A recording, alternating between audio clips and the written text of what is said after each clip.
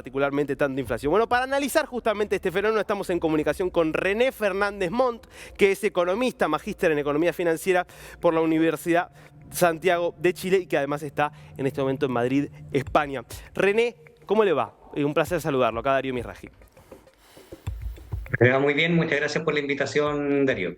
Bueno, René, la verdad es que uno ve esta enorme disparidad en América Latina a ver, ¿con qué tiene que ver? ¿Qué explica que realmente sea tan diferente el panorama y que haya países como Panamá que pueden llegar a tener esos niveles y después lo que un poco pasa con Argentina y Venezuela como casos extremos, pero otros países que sin tener tanta inflación igual tienen montos bastante bajos de crédito?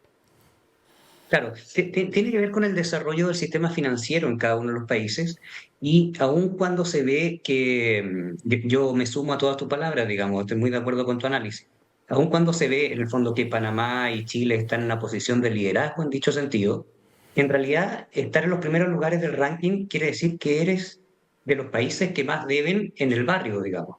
Este nivel de deuda no es preocupante si uno lo compara con países desarrollados. Como tú bien mencionabas, el desarrollo y una de las alternativas para llegar al desarrollo, en el fondo, y complemento, es el acceso al crédito.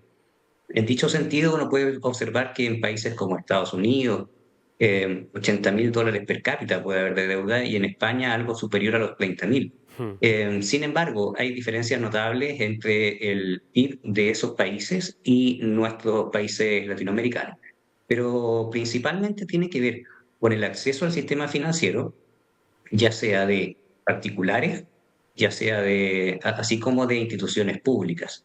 Y hay un punto, digamos, un aspecto, es importante acceder a deuda, como se ve en los países que están más arriba en la imagen que mostraste, pero efectivamente viene la segunda parte. Una cosa es endeudarse y otra cosa es tener la capacidad de pago. Y vienen tiempos complejos en dicho sentido también, digamos. No obstante, la inflación va disminuyendo, está dando señales de disminuir en algunos lugares de Latinoamérica. Aún no obstante aquello, vienen tiempos probablemente más marcados por un estancamiento económico. Entonces, el poder responder a los compromisos cada vez es complejo. René, usted planteaba recién algo, me parece interesante, que es, como uno podría decir, el lado B. Es necesario poder acceder al crédito, el problema es cuando uno no puede pagar ese crédito. Digo, ¿cuándo un nivel de endeudamiento deja de ser algo virtuoso que permite el desarrollo y se empieza a convertir en todo lo contrario, en un problema sin respuesta? Y uno puede pensar, por ejemplo, en el caso de Chile, digo, las deudas estudiantiles que para muchas familias se convirtieron en una carga imposible de pagar. Claro, efectivamente, a ver, el modelo chileno es similar al norteamericano en lo que acceso a deuda respecta, y en dicho sentido uno observa que habitualmente se discute en Estados Unidos la posibilidad de aumentar tu capacidad de endeudamiento. Entonces es una discusión habitual. Si es que no existe un límite, yo puedo ir ampliando, Hmm. pero tengo un comportamiento de pago adecuado, en realidad estoy creciendo y creciendo apalancado, sustentando gran parte de ese crecimiento en la deuda. El caso chileno es complejo porque es una economía más pequeña Hmm. y al ser una economía pequeña no quiere decir que su endeudamiento sea tan alto comparado con otros países en el fondo de la OCDE, por ejemplo, sí en el contexto latinoamericano, pero efectivamente si uno ve la tendencia de los últimos años, los últimos 10 años en particular, o los últimos 4 o 5 años en específico, Chile ha aumentado su nivel de deuda pública a niveles bastante acelerados. Hmm. Y eso en el fondo tiene que ver con demandas sociales y posteriormente con parte del gasto de la pandemia, para enfrentar la pandemia, e incluso en esas cifras que se ven en la imagen no se consigna, pero hubo retiros por cifras cercanas a los 50.000 millones de dólares del sistema previsional chileno y las personas lo ocuparon para enfrentar la crisis. Y eso en el fondo es una deuda que no está cotejada ahí, porque es una deuda como intergeneracional, digamos, es una Hmm. deuda con el futuro de las pensiones en el país, digamos. Claro, exactamente, porque por consumir en el presente, porque no había vías alternativas de acceso al dinero, después va a haber un pasivo, uno puede pensar en el futuro cuando llegue el momento del retiro.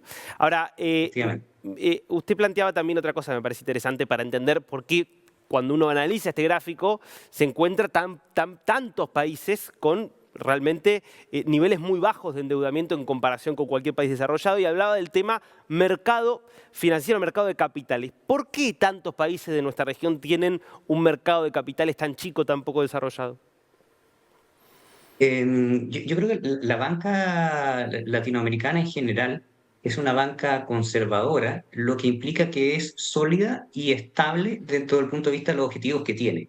Sin embargo, podría tener un rol más activo en incentivar microfinanzas, en ayudar en el fondo a las comunidades, y es justamente aquello lo que se ve reflejado, digamos, en el fondo. En Chile también ocurre lo propio. En Chile, en el fondo, las personas que necesitan acceder a endeudamiento como pequeñas empresas, de todas maneras, en ocasiones deben o justificarlo como persona, como ingresos personales, o también acceder a vías informales de endeudamiento. Sin embargo, en Chile está muy desarrollado el crédito enfocado en particularmente en consumo y además en el fondo en crédito en aristas hipotecarias, digamos. Entonces, yo creo que eso justifica en gran medida parte del endeudamiento que existe. No es un endeudamiento enfocado en la producción, sino que es un endeudamiento en gran medida enfocado en el consumo y en el largo Mm. plazo hipotecario. Y eso en gran parte justifica los resultados conservadores, pero muy positivos, digamos, de la banca en general en Latinoamérica. Claro. Ahora, pensando, digo, en algunos de los problemas, vamos a decir, que tiene América Latina en este punto, y en la comparación con lo que pasa en los países más desarrollados, Estados Unidos, Europa, ¿cuánto tiene que ver que no haya tanta disponibilidad del crédito con la historia de inestabilidad económica, de inestabilidad política, de inestabilidad del sistema bancario que hay en nuestras regiones? Porque la verdad es que hoy América Latina, la mayoría de los países vienen bastante estables, pero si nos vamos 20 o 30 años atrás, casi todos han pasado por alguna crisis importante. Claro, claro, yo concuerdo contigo. En el fondo, la banca no actúa con una lógica de beneficencia, actúa con una lógica de mitigar su riesgo de crédito y mejorar sus retornos. Y desde ese punto de vista, si es que debe estar entregando crédito a comunidades, empresas o personas que tienen en el fondo un mal comportamiento de pago o que históricamente han tenido un mal comportamiento de pago, quizás no sea necesario arriesgarse, más aún cuando en una estrategia conservadora obtienen utilidades muy altas. Entonces, gran parte de la problemática no tiene que ver con culpar a la banca, sino que en el fondo efectivamente con el comportamiento de insolvencia, producto y de retrasos en los pagos y morosidades, producto de las inestabilidades de nuestros países también, digamos. En el fondo no son personas irresponsables, sino que son personas que el enfrentamiento de su coyuntura, y que muchas veces son buenos pagadores, pero la verdad es que no pueden enfrentarlo de otra manera. El contexto de la pandemia hubo mucho endeudamiento, los que se podían endeudar, hubo un endeudamiento, pero un endeudamiento por necesidad, digamos. Entonces, es enfrentar ese endeudamiento, además, con las tasas que, si bien el caso de Chile no es similar al de Argentina y el de Venezuela o al de Nicaragua en cuanto a inflación respecta. De todas maneras, hablábamos de que el 2022 hubo una inflación galopante, digamos, en el fondo de dos dígitos, y acceder a endeudamiento en esas condiciones, aunque al lado del caso venezolano se ve muy bajo, un 12%, es un nivel de endeudamiento que ha complicado a gran parte de las personas y de las empresas también. Ha habido un porcentaje creciente de quiebras también, digo. Claro, ya que menciona el tema de la inflación, nosotros venimos siguiendo, comentábamos la semana pasada, las estadísticas de inflación en América Latina en este 2023. Quiero aprovechar para preguntarle, pensando más que nada en el futuro, ¿no? Porque esta es la inflación en el primer semestre de 2023, es decir, la inflación acumulada, con Venezuela superando el 100%, 108, Argentina 50%. Me olvido de Venezuela y Argentina que juegan en otra liga. Pero si nosotros vamos, por ejemplo, René, a ver, Colombia 6%, Uruguay 3.7%, Brasil 2.8%, Perú 2.8%, Paraguay 2.2%, Chile 2.1%, México 1.3% y Costa Rica con una deflación en este primer semestre. Si vemos esto, ¿la inflación ya está resuelta? ¿Quedó en 2022? ¿O estos niveles de inflación muestran que todavía es un tema a resolver? La inflación, la economía no es una ciencia exacta y el asumir en el fondo que el problema se solucionó muchas veces genera desincentivos a aportar a la solución. Yo creo que no es una solución, no es una situación que ya haya sido subsanada por todos nuestros países, pero efectivamente hay señales de disminución en la inflación, lo que no quiere decir que tengamos economías sanas. En particular, hace un tiempo se hablaba en el fondo de estanflación, Hmm. estancamiento más inflación, que es el peor de los mundos. Tienes dos enfermedades. Y lo complejo de tener las dos enfermedades es que cuando tomas medicamento para una, genera efectos colaterales para la segunda.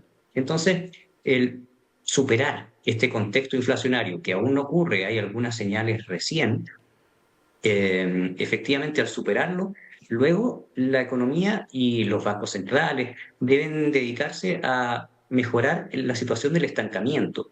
Y eso es complejo aún, porque en el fondo, para mejorar el estancamiento, muchas veces se vuelve a generar inflación. Entonces, Claro. estamos en un contexto en el que La hay que manta corta lo equilibrar. llamaríamos. Si uno se cubre la cabeza, Claro, le destapa los pies, y se cubre los pies, se le... ¿no?